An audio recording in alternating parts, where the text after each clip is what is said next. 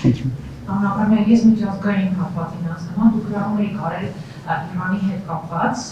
եւ այն ճնշումները, որ ավելացել են, շատ մեծ վտանգներ է, թե տնտեսական ճնշումները, թե ռազմական Հայաստանի համար։ Հարց առաջին, ինչ պիտի Հայաստանն անի, լուր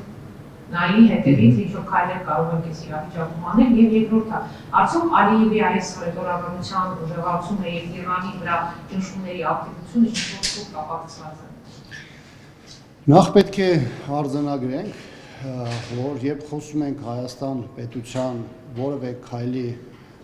իրագործման մասին, պետք է հաշվի առնենք այն հանգամանքը, որ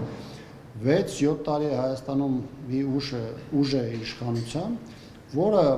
որևէ իրավիճակին համարժեք քայլ չի գործադրել։ Դա վերաբերի ուղիղ Հայաստանի վերաբերող հարցերին, դա վերաբերի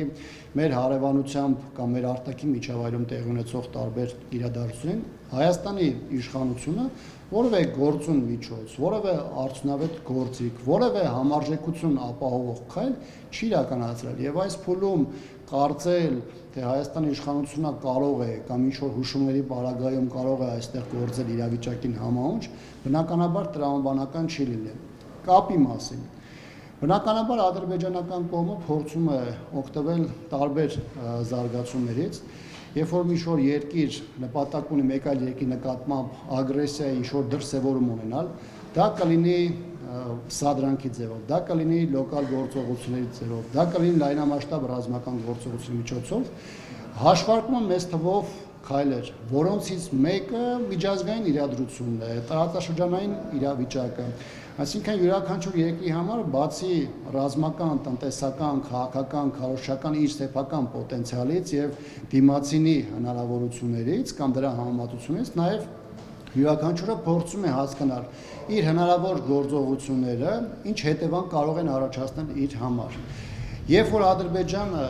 հասկանա, քննարկի, ես համոզված եմ, որ Ադրբեջանը հատկապես Թուրքիայի միջամտությամբ նաև տարբեր դերակատարների հետ այդպիսի զրույցներ կարող է ունենալ, երբ որ հասկանա, որ իր ագրեսիան պայմանական միջանցքի բացման տեսանկյունից կամ կոնկրետ